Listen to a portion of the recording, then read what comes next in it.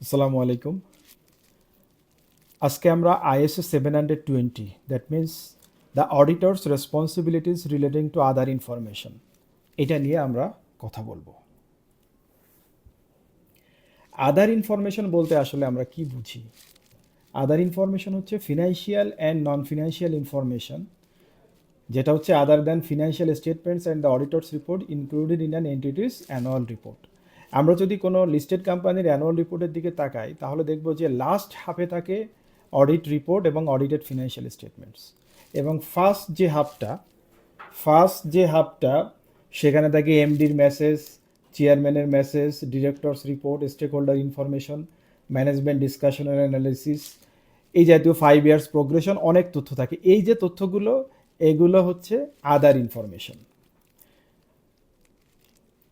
এখানেও যেমন বলা হচ্ছে স্ট্যাটিউটরি আদার ইনফরমেশনের মধ্যে ডিরেক্টরস রিপোর্ট, স্ট্র্যাটেজিক রিপোর্ট, আবার কর্পোরেট গভর্নেন্স রিপোর্ট থাকে। আমাদেরও বিসেকের যে 2018-এর কর্পোরেট গভর্নেন্স গাইডলাইন আছে, সেটা অনুযায়ী আমরা যে কর্পোরেট গভর্নেন্সের যে রিপোর্ট, যে লিস্টটা দেই, ডিসক্লোজার চেকলিস্ট, সেটাও আদার ইনফরমেশনের মধ্যে পড়বে। এই আদার ইনফরমেশনের মধ্যে কি থাকতে পারে? বিভিন্ন মিসলিডিং ইনফরমেশন থাকতে পারে, বিভিন্ন ভুল তথ্য থাকতে পারে, যেটা আসলে ফিনান্সিয়াল স্টেটমেন্টের প্রদত্ত ইনফরমেশনের সঙ্গে কন্ট্রাডিক্ট করে। তখন কোনটা আসলে সঠিক সেটা নিয়ে ইউজারের মনে প্রশ্ন জাগতে পারে। সো এই প্রশ্নটা যেন না জাগে, এই প্রশ্নের উত্তর দেওয়ার জন্যই আসলে এই ISO 720 কে আদার ইনফরমেশন নিয়ে ডিল করা হয়েছে। আমরা যদি ISO 720-র অ্যাপেন্ডিক্সের দিকে তাকাই, সেখানেও আদার ইনফরমেশনের কিছু এক্সাম্পলের কথা বলেছে, যেমন কি ফিনান্সিয়াল রেজাল্ট, সামারি অফ কি ফিনান্সিয়াল রেজাল্ট, যেটা অ্যানুয়াল রিপোর্টে থাকে, কিছু সিলেক্টেড অপারেটিং ডেটা থাকে, কিছু ফিনান্সিয়াল রেশিও থাকে, ক্রিটিক্যাল অ্যাকাউন্টিং এস্টিমেটের কিছু এক্সপ্লানেশন থাকে, তারপর বিজনেস এনভায়রনমেন্ট এবং আউটলুক নিয়ে কিছু জেনারেল ডেসক্রিপশন থাকে, এবং ওভারঅল অর্গানাইজেশনের স্ট্র্যাটেজি নিয়ে আলোচনা করা থাকে। আদার ইনফরমেশন নিয়ে একটা বিষয় আমাদের জন্য খুবই গুরুত্বপূর্ণ, যেটা মাথায় রাখতে হবে, যে এই আদার ইনফরমেশন এর উপরে কিন্তু অডিটর কোনো ওপিনিয়ন দেয় না। দ্যাট মিন্স এই আদার ইনফরমেশন কোনো অ্যাসুরেন্স ক্রিয়েট করে না, অথবা অডিটরের উপরে এমন কোনো অব্লিগেশন নাই যে অডিটর এই আদার ইনফরমেশনের উপরে কোনো অ্যাসুরেন্স দেবে। এটা যদি আমি ইন আদার ওয়ার্ডস বলি, the auditor does not express an opinion on other information. এই আদার ইনফরমেশনের উপরে অডিটর কোনো ওপিনিয়ন দেয় না। অডিটর জাস্ট বলবে আদার ইনফরমেশনের সঙ্গে ফিনান্সিয়াল স্টেটমেন্টের ইনফরমেশনের মধ্যে কোনো মিসম্যাচ আছে কিনা, থাকলে সে উল্লেখ করবে মিসম্যাচ আছে, না থাকলে বলবে কোনো মিসম্যাচ নাই, কিন্তু সে কোনো ওপিনিয়ন দিবে না।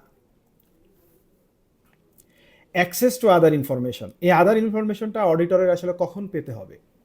অডিটরকে এই আদার ইনফরমেশনটা সবচেয়ে ভালো হয় যদি before the date of their report, audit রিপোর্টের আগে পেলেই বেটার। আর অডিট রিপোর্টের আগেই সাধারণত তারা পেয়ে থাকে বা তাদেরকে দিতে হয়, কারণ তাকে অডিট রিপোর্টেই এটা উল্লেখ করতে হয়। সো এই বিষয়টা উল্লেখ করতে গেলে তাহলে তো তাকে আদার ইনফরমেশন চেক করতে হবে।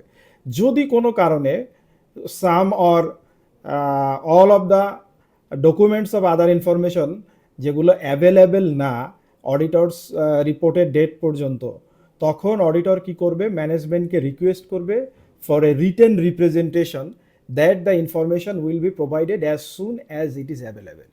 সে রিটেন রিপ্রেজেন্টেশন চাইবে যে আপনার যখনই এটা অ্যাভেলেবেল হবে তখনই আমাকে এটা প্রোভাইড করতে হবে। অডিটর যদি আদার ইনফরমেশনের মধ্যে কোনো ম্যাটেরিয়াল ইনকনসিস্টেন্সি বা ম্যাটেরিয়াল মিসস্টেটমেন্ট পায়, তাহলে সে কি করবে? অডিটর দেখবে যে whether the audited financial statements need to B amended, যে ফিনান্সিয়াল স্টেটমেন্টের ফিগারের সঙ্গে কন্ট্রাডিক্ট করছে, আসলে ফিনান্সিয়াল স্টেটমেন্টেই ভুল কিনা, সেটাই চেঞ্জ করা দরকার কিনা। অথবা দেখবে যে আদার ইনফরমেশন অ্যামেন্ডমেন্ট করা দরকার কিনা, মানে আদার ইনফরমেশনের ভুল কিনা। Or whether the auditor's understanding of the entity and its information, its environment needs updating. Auditor যে ক্লায়েন্টের যে আন্ডারস্ট্যান্ডিং করেছে ক্লায়েন্ট সম্পর্কে এবং তার বিজনেস ইনফরমেশন সম্পর্কে, সেখানে যদি তার কোনো ভুল ধারণা থাকে, সেখানে যদি অ্যামেন্ডমেন্ট করার দরকার পড়ে, তাহলে তাকে সেই অ্যামেন্ডমেন্টটা করতে হবে। যখন এই ম্যাটেরিয়াল ইনকনসিস্টেন্সি বা ম্যাটেরিয়াল মিসস্টেটমেন্ট আদার ইনফরমেশনের মধ্যে অডিটর পেয়ে যাবে, তখন তাকে কি করতে হবে, তাকে দোজ চার্জ উইথ গভর্নেন্সের সঙ্গে কথা বলতে হবে।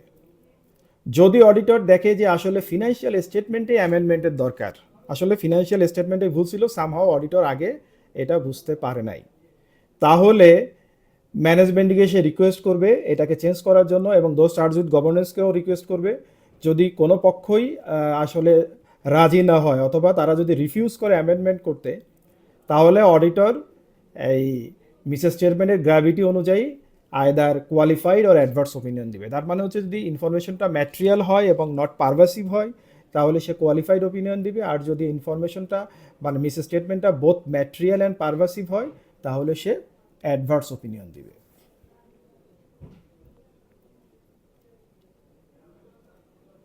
আর যদি এরকম হয় যে আসলে আদার ইনফরমেশনের মধ্যেই ভুল আছে, সেটা অ্যামেন্ডমেন্ট করার দরকার, এবং এটা অডিটর দোজ চার্জ উইথ গভর্নেন্সের সঙ্গে কমিউনিকেট করবে। যদি ম্যানেজমেন্ট রিভিউজ করে এটাকে চেঞ্জ করতে, এবং সে কি করবে, সে আদার ইনফরমেশনের মধ্যে বলে দিবে, অডিটরস রিপোর্টের আদার ইনফরমেশনের মধ্যে যে আদার ইনফরমেশনের মধ্যে আনকারেক্টেড ম্যাটেরিয়াল মিসস্টেটমেন্ট রয়েছে।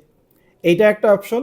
অথবা আইএসএ 720-র প্যারাগ্রাফ 18 অনুযায়ী সে যদি আরও সিরিয়াস মনে করে বা তার যদি প্রফেশনাল জাজমেন্ট ইউজ করে অডিটরের মনে হয় যে এই এনগেজমেন্ট থেকে তার উইথড্র করা উচিত, তাহলে সে চাইলে উইথড্রও করতে পারে এক্সট্রিম কেসে। ফাইনালি রিপোর্টিং, আদার ইনফরমেশনের রিপোর্টিংয়ে অডিটর কি করবে। আদার ইনফরমেশনের প্যারাগ্রাফের মধ্যে অডিটর শুরুতেই বলবে এই আদার ইনফরমেশনের জন্য রেসপন্সিবল হচ্ছে ম্যানেজমেন্ট, এবং যেটা সবচেয়ে ইম্পর্টেন্ট, এরপরে সে বলবে যে অডিটরের যে রিপোর্ট, এই রিপোর্টের ওপিনিয়নের সঙ্গে এই আদার ইনফরমেশনের কোনো সম্পর্ক নয়, এবং আদার ইনফরমেশন তার ওপিনিয়নের মধ্যে কাভার্ডও করে না। That means the auditor does not express an audit opinion or any form of assurance conclusion on this, মানে আদার ইনফরমেশনের উপরে অডিটর কোনো ওপিনিয়নও দিচ্ছে না বা কোনো অ্যাসুরেন্সও দিচ্ছে না। এবং সে তার প্যারাগ্রাফের মধ্যে বলবে যে অডিটরের রেসপন্সিবিলিটি হচ্ছে এই আদার ইনফরমেশনটা রিড করা, এটা কনসিডার করা এবং এটার উপরে রিপোর্ট করা। দ্যাট মিনস কোনো মিসস্টেটমেন্ট আছে কি নাই। When the other information has been obtained before the date of the auditor's report, যখন অডিট রিপোর্টের আগে আদার ইনফরমেশন এর তথ্য পেয়ে যাবে, তখন অডিটরের সামনে দুইটা অপশন। যদি সে দেখে যে আদার ইনফরমেশনের সঙ্গে যে ইনফরমেশনগুলো অডিটেড ফিনান্সিয়াল স্টেটমেন্টের সঙ্গে ক্রস চেক করা যায়, ক্রস চেক করে যদি সে দেখে যে সবগুলোই ঠিক আছে, কোনো পার্থক্য নাই, তখন সে লিখবে statement that the auditor has nothing to report, মানে তার রিপোর্ট করার কিছু নাই।